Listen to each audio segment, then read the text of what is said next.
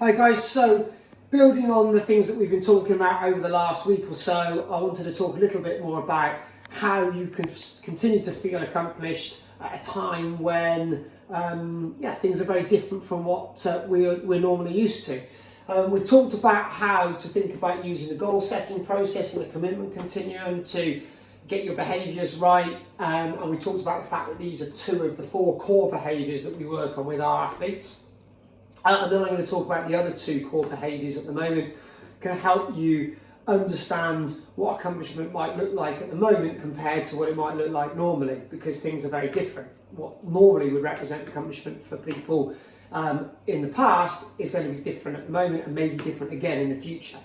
And as we've talked about before, accomplishment for us is very much about behaviours, how you go about doing things, how you think, how you behave, your mindset, as opposed to your outcomes and your performances, whether that be outcomes and performances at work, at home, or in your athletic career.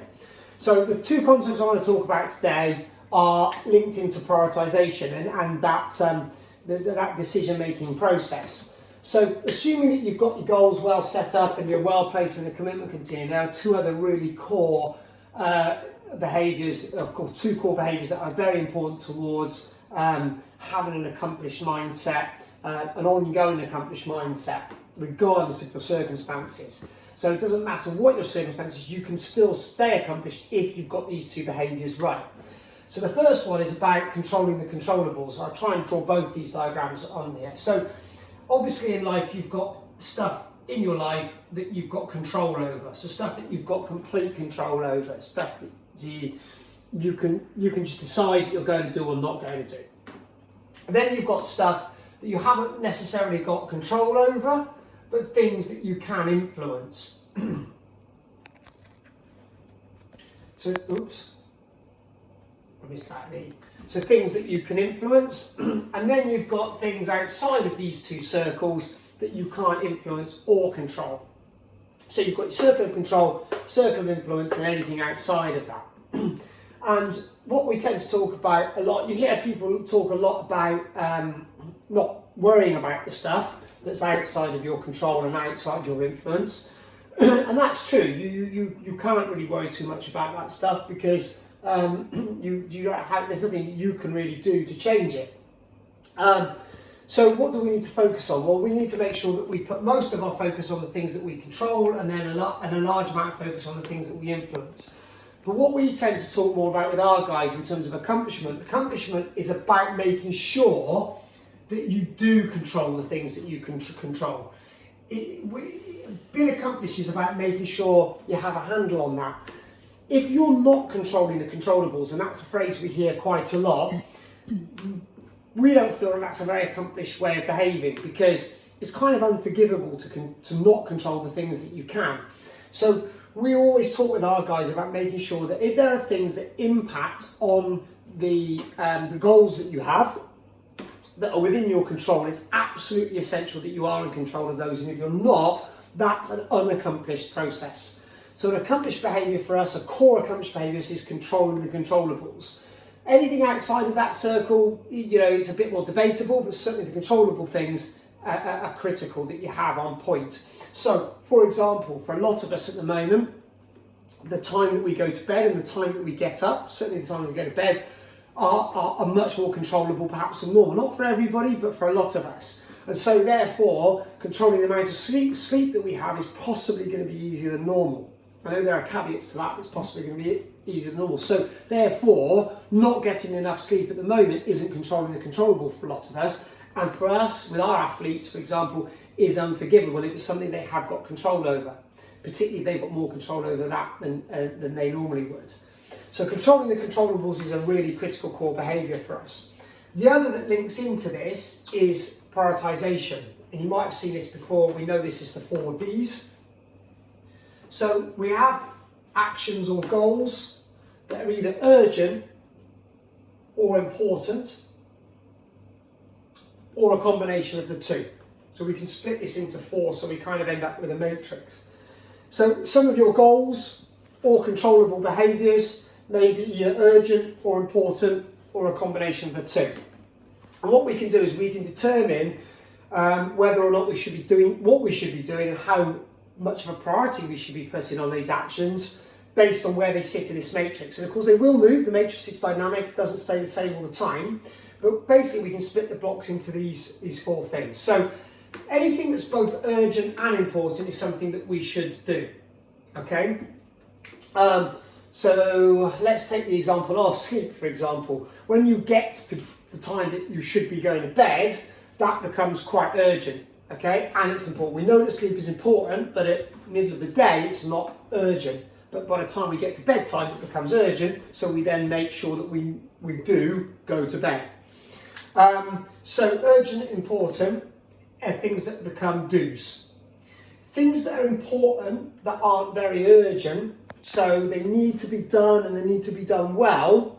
So let's say, for example, if you're training for an Ironman in December this year, your long 5 or 6 hour rides are important for preparing for that Ironman, but they're probably not urgent because they're not something that you need to be doing at the moment.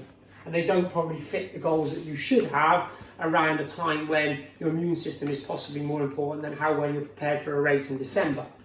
So they're not urgent at the moment. They will become urgent at some point, which means they would be in the do box because they'd be urgent and important. But at the moment, they're important, but they're not urgent. So what we do with those is we delay them. So things that we would do further down the line, important things that we do need to do and we do need to do ourselves, but not at the moment, they go in the delay box.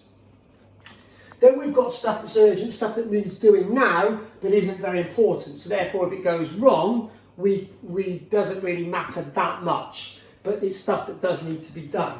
And this is the stuff that we put into the delegate box.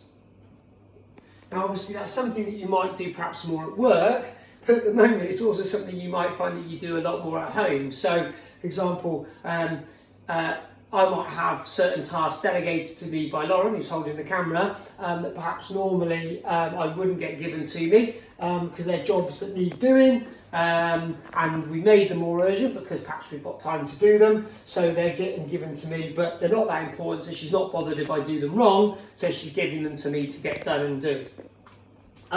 It might be that those are things that you get your kids to do at the moment, one, to keep them occupied, and also it might mean that some of the slightly urgent jobs do get done, but if the kids do them wrong, it doesn't really matter. I think Lauren sees me as a kid, which is why she gives me stuff that isn't very important to do.